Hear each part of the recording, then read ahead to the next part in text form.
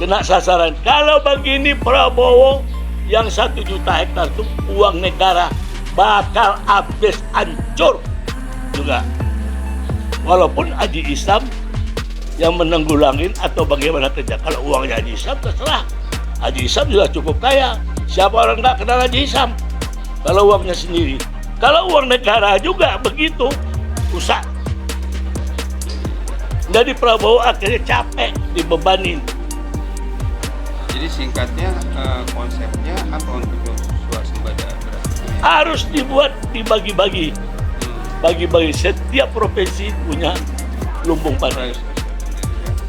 Rice estate, lumbung padi. Itu jangan satu titik. Tidak sesuai, tanyalah sama ahli-ahli ekonomi. Baik. Ya, sekian, terima kasih.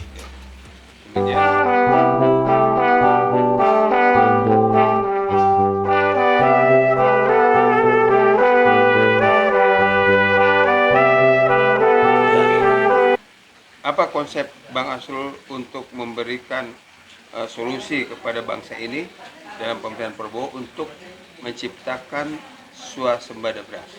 Baik, terima kasih pertanyaan ini, bagus sekali.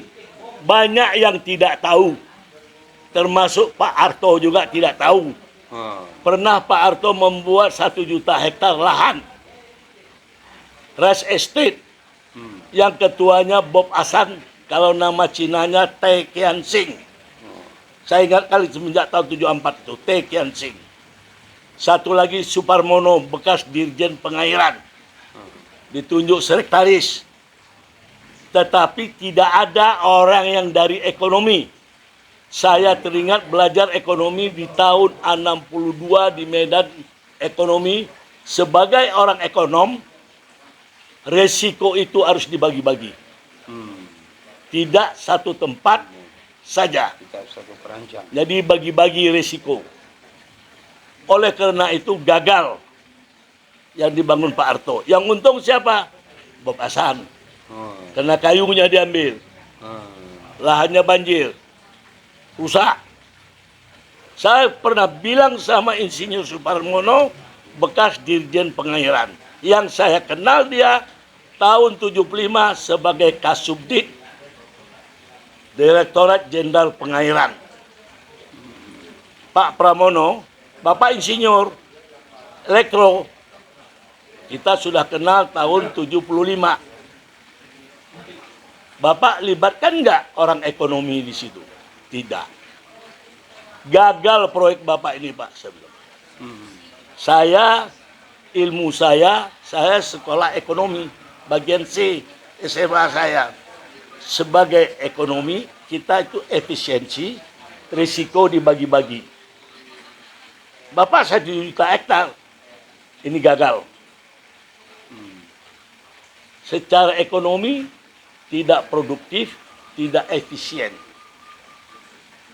Banyak mudaratnya dan manfaatnya. Apa itu? Seandainya hama wareng kena, 1 juta hektar itu kena. Kedua, seandainya banjir, habis lagi panen. Percuma, arang habis besi binasa, Pak. Terus, hasil ini kan dibawa berapa ongkosnya? Di mobile, Sumatera Utara, Aceh, Riau, ke Papua, Maluku, kok jauh-jauh sekali? Berapa itu ongkos? Kosnya tinggi, itu tidak efisien. Bercontoh, kalau saya orang Minang, alam terkembang jadi guru. Di mana kita berdiri, bumi dipijak, langit dijunjung. Resiko itu dibagi-bagi dan efisien produktif. Ternyata gagal. Siapa yang untung? Bob Hasan dapat kayu dari Kalimantan. Jadilah orang kayu dia, Bob Hasan. Terus dibangun lagi di Kalimantan juga oleh Prabowo. Kayunya kemana perginya? Tentu orang sekeliling Prabowo yang ngambil. Traktor dibeli.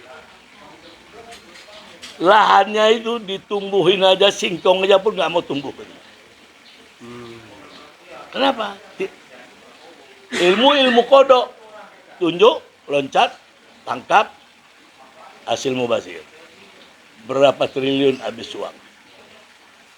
Sekarang Haji Isam ditunjuk di Kalimantan. Kalau maunya Prabowo pemerintah ini sesuai dengan prinsip ekonomi, kalau bapaknya hidup ini digamparin dia sama Bapak Sumitro. Soalnya dia orang ekonomi. Dia berhitung dan menghitung efisiensi Sumitro ini. Saya penggemar paham ekonomi bapaknya. Jadi resiko itu harus dibagi-bagi seperti dulu pernah dibuat oleh Ibnu Stowo Rice Estate di Palembang. Berhasil. Untuk kebutuhan Sumatera Selatan. Berhasil. Ya berhasil kan? Palembang. Harusnya begitu. Di mana setiap provinsi kasih rice estate. Kos murah, efisien. Ya kan? Iya. Tiap provinsi kita bangun. Ongkosnya enteng, rakyatnya bekerja. Ngapain? Di Maroke 1 juta hektar. Distribusinya lagi ke daerah-daerah, kapalnya. Itu kan tidak efisien.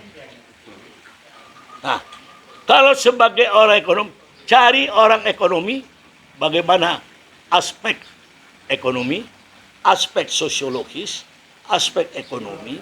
Kalau kita sesuatu proyek itu tinjau aspek sosiologis, antropologis, aspek yuridis, baru itu dia Oke. kena sasaran. Kalau begini Prabowo yang 1 juta hektar itu uang negara bakal habis, hancur juga. Walaupun Haji Isam yang menanggulangin atau bagaimana kerja. Kalau uangnya Haji Isam terserah. Haji Isam sudah cukup kaya. Siapa orang nggak kenal Haji Isam? Kalau uangnya sendiri. Kalau uang negara juga begitu, usah. Jadi Prabowo akhirnya capek dibebanin. Jadi singkatnya konsepnya apa untuk swasembada beras itu ya? Harus dibuat dibagi-bagi. Bagi-bagi. Setiap provinsi punya lumbung padi. Rice estate sendiri ya. Rice estate, lumbung padi. Itu jangan satu titik. Tidak sesuai. Tanyalah sama ahli-ahli ekonomi. Baik. Ya. Sekian, terima kasih. Demikian apa yang sudah disampaikan oleh Bang Asrul sebagai orang yang memiliki pandangan ekonomi untuk suasembada beras. Terima kasih atas perhatiannya. Assalamualaikum warahmatullahi wabarakatuh. Waalaikumsalam.